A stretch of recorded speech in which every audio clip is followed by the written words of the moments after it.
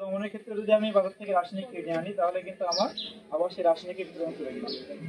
তো যারা বসত বাড়ির আশেপাশে খুব অল্প জায়গায় সবজি চাষ করতেছেন, বিশেষ করে আপনার জন্য এটা খুবই খুবই প্রয়োজন, মহিলাদের জন্য এটা খুবই প্রয়োজন। কারণ আমরা বাজার থেকে যে সবজি ও ফসলটা কিনে খাই, এটা আপনি জানেন আমিও জানি, যে এখানে কিন্তু প্রচুর পরিমাণে কীটনাশক ব্যবহার করা হয়। এটা আসলে কিন্তু বাজার থেকে আমরা কি কিনে খাচ্ছি? টাকা দিয়ে বিষ কিনে খাচ্ছি। আপনি বিক্রি করতেছেন, আপনার লাভ হচ্ছে, আপনার প্রতিবেশী কিনে খাচ্ছে ক্ষতি হচ্ছে। আপনি আবার অন্য একটা ফসল কিনে খাচ্ছেন, সেখানেও কিন্তু একই পরিমাণে বিষ দেওয়া থাকছে, তাই না? তো আসলে ধীরে ধীরে কিন্তু সবাই আমরা বিষ কিনে খাচ্ছি বাজার থেকে বলতে গেলে। তো আমাদের বসত বাড়ির আশেপাশে যে ফসলের জমিতে আমরা সবজি চাষ করছি, কিংবা যেটুকু আমরা বাড়িতে খাওয়ার জন্য চাষ করতেছি, অথবা বাণিজ্যিক ভাবে যেখানে যেটা চাষ করছি সেখানে কিন্তু এটা আমরা ব্যবহার করতে পারি। জৈব বালাইনাশক তৈরির একটা ফর্মুলা এখানে আছে।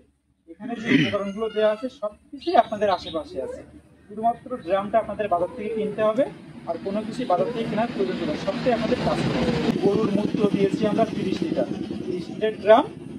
গরুর মূত্র আপনার 20 থেকে 30 লিটার গরুর মূত্র। নিমের পাতা 2 কেজি। নিমের পাতা পাওয়া যাবে না আপনাদের আশেপাশে। 20 কাঁঠালির পাতা 2 কেজি। 20 কাঁঠালি গাছ দেখা যাও, এই দেখেন 20 কাঁঠালি।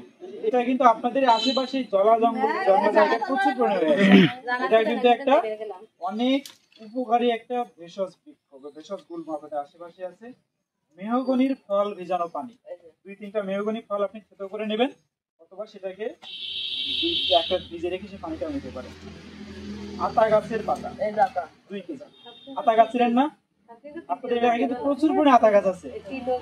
আতা গাছ না হলে গাঁদা ফুলের পাতা 2 কেজি। আপনাদের এলাকায় প্রচুর পরিমাণে আতা গাছ। এই সমস্ত উপকরণগুলো দিয়ে আমরা জৈব বালাইনাশক তৈরি করি। আমাদের ড্রামের ভিতরে আগে থেকেই দেওয়া আছে, গরুর মূত্র দেওয়া আছে। ড্রামটা হচ্ছে আমাদের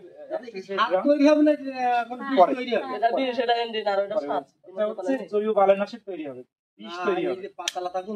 এটা দিয়ে বিষ তৈরি হবে। আপনাকে পরে বোঝাচ্ছি সবটা বিস্তারিত। শোনেন, এই ড্রামটা হচ্ছে আমাদের 1 লিটার ড্রাম, এটার মধ্যে 30 লিটারে কিন্তু গরুর মূত্র আগে থেকে নিয়ে আসছে। এর ভিতরে আপনি নিমের পাতা দিয়ে দেন। আমাদের 2 কেজি পরিমাণ নিমের পাতা দিয়ে আছে।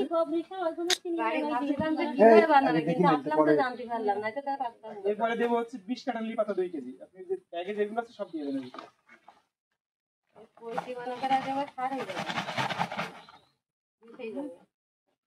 ওটা দিয়ে না, ওটা দিয়ে বেশি হয়ে যাবে। আতা গাছের পাতা 2 কেজি দিয়ে দেন।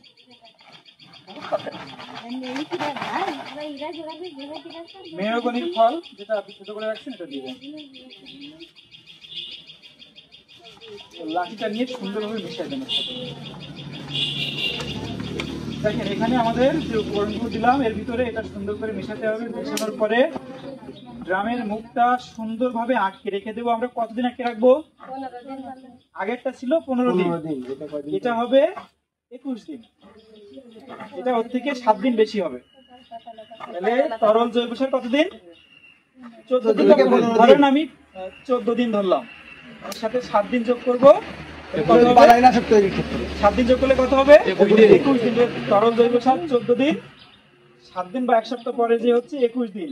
আবার জৈব বালাইনাশক যেটা সেটা হচ্ছে 21 দিন। এই 21 দিন এই ড্রামটা আমি সুন্দরভাবে আটকে রেখে দেবো।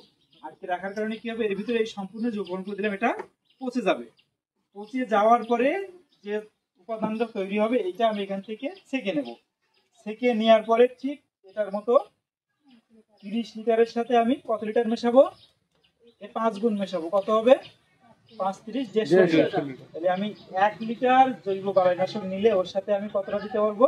5 লিটার সাধারণ পানি দিতে পারবো। 1 লিটার বালাইনাশকের সাথে 5 লিটার পানি মিশিয়ে 6 লিটার আমি স্প্রে করে দিতে পারবো। আমার জমিতে সুন্দরভাবে ভিজিয়ে স্প্রে করবো। এক্ষেত্রে কি হবে? যেহেতু এর ভিতরে যে উপকরণগুলো আমরা দিয়েছি সবটাই ভীষণভাবে তেতো, যেমন গাছের জাপ পোকা, ধানের পাতা মোড়ানো পোকা, অনেক ক্ষেত্রে ওই যে কাণ্ড ছিদ্রকারী যে পোকাগুলো আছে এগুলো মারা যাবে। পাশাপাশি আপনার গাছ কিন্তু সবুজ হয়ে উঠবে। জৈব বালাইনাশক আপনি স্প্রে করলে আপনার গাছ যেমন সবুজ হয়ে উঠবে, পাশাপাশি আপনার গাছের যে সমস্ত পোকাগুলো আছে এটাকে আপনি জৈবিকভাবে দমন করতে পারছেন। এক প্রকার বলতে গেলে বিনা খরচে, তাই না? বিনা খরচে আপনি দমন করছেন, পাশাপাশি আপনার স্বাস্থ্য ঝুঁকিটাও কিন্তু থাকছে না। তো আমি আপনাদের যাদেরকে এখানে শেখালাম বিষয়টা, আমি আশা করি আপনারা এটা বাড়িতে তৈরি করবেন।